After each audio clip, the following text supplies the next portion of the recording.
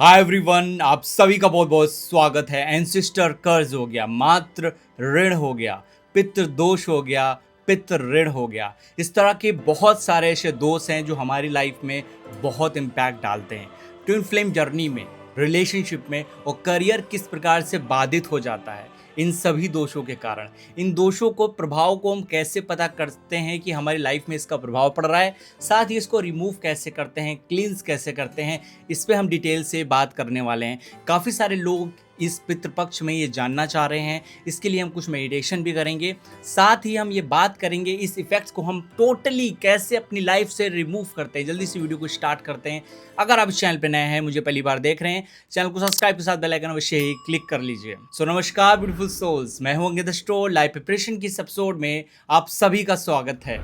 दोस्तों, कई सारे लोग पितृ दोष के बारे में जानना चाह रहे थे, लेकिन मैं डिटेल से बताऊंगा मातृ दोष क्या होता है, मातृ ऋण क्या होता है। अगर आपके हॉरोस्कोप में, कुंडली में इस तरह के दोष बन रहे हैं, आपकी लाइफ में इससे मेजर इम्पैक्ट पड़ता है। पितृ मतलब क्या? एक पितृ देवता, पितृ हमारे जहाँ भी रहते हैं, अगर किसी अटैचमेंट के कारण, मोह के कारण अगर वो फ्री नहीं हो पा रहे हैं, वो डार्कनेस से लाइट की तरफ नहीं जा पा रहे हैं, तो this is very important video. इसमें हम इंक्लूड करेंगे पितृदोष से रिलेटेड सभी रेमेडीज़ को। पहले हम इफेक्ट को जान लेते हैं। दोस्तों, जहाँ भी हम बॉर्न लेते हैं, उन सभी कर्मों का प्रभाव पड़ता है जो हमारे पास्ट लाइफ में हमने करके आए हैं। उन सभी प्रारब्धों का असर होता है, उसके अनुरूप हमारी कुंडली होती है। लेकिन ऐसी जगह पे आप जब जन्म लेते हैं, कैसी फेजेस में आप जन्म लेते हैं, उन सभी का असर पड़ता है। कंडीशनिंग का असर पड़ता है, मदर फादर के डीएनएस का असर पड़ता है, आपके ग्रैंडफादर, उनके भी फादर, उनका असर भी पड़ता है। अगर उनमें से कोई लोअर फ्रीक्वेंसीज पे पड़ता है, लोअर फ्रीक्वेंसी में रहता है, तो 7 एंसेस्टर्स का असर हमारे इस शरीर पे, मन पे और हमारे चित्त पे पड़ता है। तो इसका इफेक्ट बहुत ज़्यादा रोचक होगा, बहुत ज़्यादा व्यापक होगा।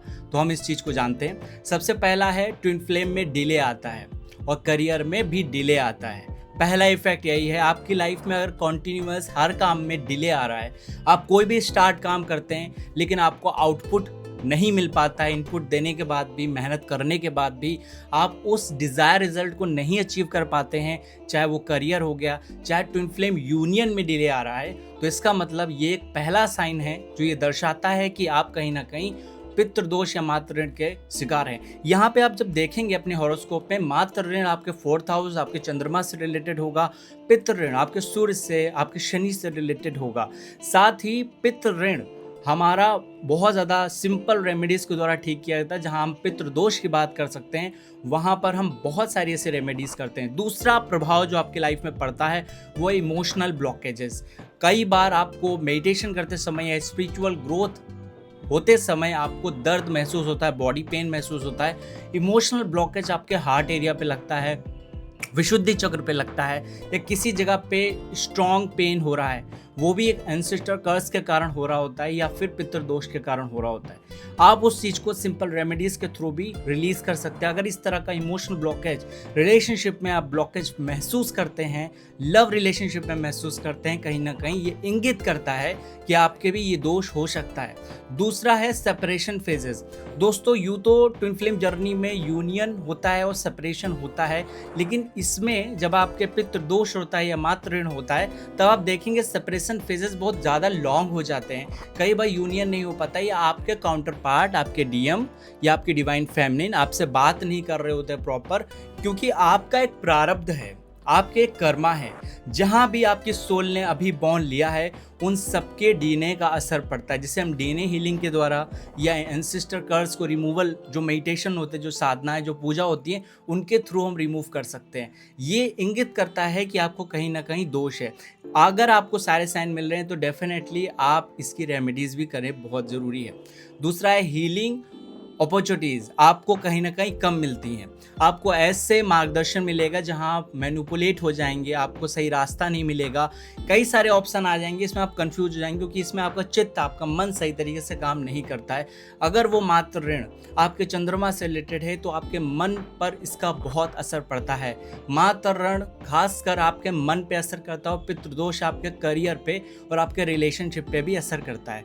तो इन दोनों को डिफ्रेंशिएट करिए। अगर आपको इमोशनल रिलेशनशिप में ब्लॉकेज है, हो ना हो, आपका जो मातृ ऋण होता है या एंसेस्टर कर्ज होता है, उसका प्रभाव बहुत ज़्यादा रहता है। नेक्स्ट हम ट्विन फ्लेम में जानते हैं इंक्रीज स्पिरिचुअल ग्रोथ। अब यहाँ पे आप ग्रोथ नहीं कर पा रहे होते हैं, स्पिरिचुअल ग्रोथ, आप स्पिरिचुअल प्रैक्टिस कर रहे हैं लेकिन उसका कोई आउटपुट नहीं आ रहा है। आपकी बॉडी किसी ना किसी तरह के रोगों की शिकार रहती है। आपके फैमिली मेम्बर्स पे आप देखेंगे कोई ना कोई बेड पे लेटा हुआ है या किसी तरह की उसकी दवाइयाँ चल रही, हीलिंग चल रहा है, और कहीं ना कहीं घर परिवार में वो निगेटिविटी रहती है, वो एनर्जी ठीक नहीं रहती है। इसका असर आपके वास्तु पर भी और आपके करियर ग्रोथ पे भी पड़ता है। और साथ ही घर में अगर किसी तरह का पेड़ पौधे रखते हैं, वो भी कहीं ना कहीं मुरझा जाते हैं, सूख जाते हैं और वो प्रॉपर नहीं चल पाते हैं, तो बहुत ज़्यादा हैवली एंसेस्टर कर्स का इफेक्ट रहता है। इसको हम डीप मेडिटेशन के द्वारा और साधना पूजा के द्वारा, इसमें 3 विधियां बताई गई हैं। पिंडदान, दूसरी विधि है श्राद्ध, तीसरी विधि है तर्पण। इन तीनों विधियों को कब करना है, इस पे हम आगे के 1-2 तारीख को जो मेडिटेशंस होगा, आपका ये मेडिटेशन 28-29 के बाद शुरू हो जाएगा। आप इसे ज्वाइन करें, जो लाइव यूट्यूब पे आएगा। आप इसे करके कुछ पूजाएं भी इसमें बताई जाएंगी, कुछ मेडिटेशन भी बताए जाएंगे, इसको आप कर सकते हैं। ये लाइव प्रिपरेशन जो ऐप है गूगल प्ले स्टोर पे अवेलेबल है, नीचे लिंक दिया होगा, वहाँ पर भी आएगा। वहाँ पे जाके डाउनलोड करके भी आप देख सकते हैं, उसकी रिकॉर्डिंग कर सकते हैं। साथ ही प्रीवियस ईयर का भी अभी मेडिटेशन कई लोग कर रहे हैं। अगर आप चाहते हैं पितृदोष का वो रेमेडी करें तो उसके लिए आप कर सकते हैं। तो अगर ये सारे इफेक्ट आ रहे हैं आपके लाइफ में, अगर किसी तरह के हेल्थ इश्यूज कंटिन्यू बनी हुई है, अगर किसी तरह का आपको करियर में स्ट्रगल कंटिन्यू बना हुआ है, या किसी भी तरह का इमोशनल ब्लॉकेज आप फील कर रहे हैं, और ट्विन फ्लेम जर्नी पे बहुत इसका असर होता है, आपका ट्विन फ्लेम यूनियन नहीं हो जाता है, क्योंकि यहाँ पर आपके डीएम की जर्नी अलग है। मान लीजिए उनका पितृदोष नहीं बन रहा है और आपका अगर बन रहा है तो भी बहुत ज़्यादा असर करता है। आपके फैमिली मेम्बर्स में से अगर किसी के घर में बन रहा है तो भी इसका असर होता है। उस समय आपको कंप्लीटली नॉलेज होनी चाहिए कि कब क्या हमको करना है, किस तरह का वो दोष है, किस तरह का ऋण है। ऋण को सिंपल आप रेमेडीज़ के द्वारा, प्रेयर्स के द्वारा रिमूव कर सकते हैं। दूसरा, अगर किसी तरह का पितृ दोष है तो भी हम उसकी शांति करवा सकते हैं। पर्टिकुलर हम मेथड के थ्रू हम ये जानते हैं कि किस तरीके से हम उसकी शांति कराएंगे। अब इसके इफेक्ट हमने जान लिए, हमारी लाइफ में क्या पड़ता है, अब इसको रिमूव करने के तरीके जानते हैं। दोस्तों, सबसे पहली बात है, एंसेस्टर को हमको कनेक्ट होना ही है।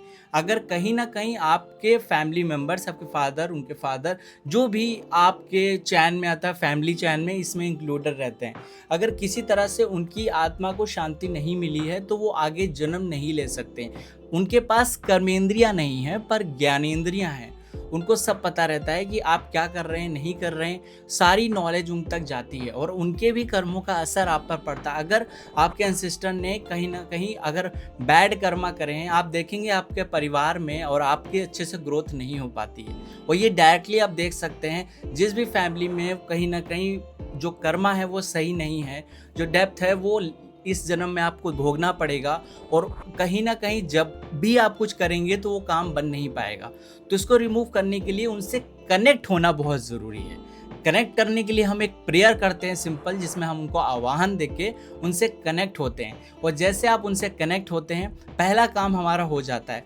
सेकंड काम होता है कि आप श्राद्ध दें, पिंड दान दें, या किसी तरह का उनको तर्पण दें। तर्पण से हम यहाँ पे अपने एंसेस्टर को खुश कर सकते हैं, उनको सेटिस्फाई कर सकते हैं, उनको आप हायर स्टेज पे लेके जा सकते हैं। पिंड दान तभी करना है जब किसी तरह का स्ट्रॉन्ग दोष आपकी कुंडली में बन रहा है, तभी करना है। बहुत सारे लोग ऐसे ही करा लेते हैं। ऐसे केसेस में आपको ना उनका आशीर्वाद मिलेगा, क्योंकि पितृपक्ष में बोला गया है, पितरों की जो शक्ति है हनुमान जी के समतुल्य बताई गई है। तो ये बहुत ज़्यादा इंपॉर्टेंट है कि आप एंसेस्टर जो कॉज है उसको अच्छे से हील करें।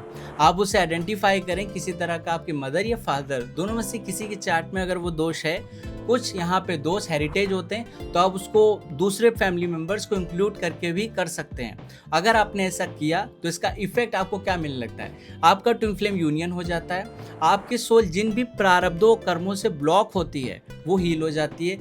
दूसरा, आपका इमोशनल ब्लॉकेज ठीक हो जाता है। अगर बहुत सारे समय से आप किसी इमोशनल पेन, बॉडी पेन या फिर मेंटल इमोशनल टेम्परामेंट आपका सही नहीं रहता है, तो उससे आप ओवरकम कर लेते हैं। तीसरा इफेक्ट है, अगर किसी तरीके से आपकी मैरिज नहीं हुई है, अगर मैरिज में डिले आ रहा है, तो भी आपके घर में शुभ काम होने लगते हैं, और आपके घर में जितने भी हेल्थ इश्यूज चल रहे हैं, जिन जिन लोगों को, उनकी हेल्थ में बहुत रेपिडली आपको चेंजेस पता चलेगा, आपको ये भी पता चलेगा कि वो जल्दी से ठीक हो रहे हैं। अब मेडिसिन वहाँ पे असर करने लगती हैं, एलोपैथी वहाँ पे असर करने लगती है और वो जल्दी रिकवर कर जाते हैं। अदरवाइज़ कोई ना कोई प्रॉब्लम बनी रहती है। चौथा, आपके घर परिवार में पॉजिटिव एनर्जी स्टैब्लिश हो जाती है, क्योंकि जब भी आप पितरों का आशीर्वाद लेते हैं, उनसे कनेक्ट होते हैं, तब आप देखेंगे आपकी ग्रोथ बहुत तेज़ी से बढ़ जाएगी। क्योंकि एंसेस्टर जब भी हेल्प करते हैं तो आपको बहुत सारे सबकॉन्शियस माइंड में आइडियाज़ आना शुरू हो जाते हैं और इसी कारण से पांचवा इफेक्ट भी मिलता है कि आप स्पिरिचुअल ग्रोथ करना शुरू कर देते हैं।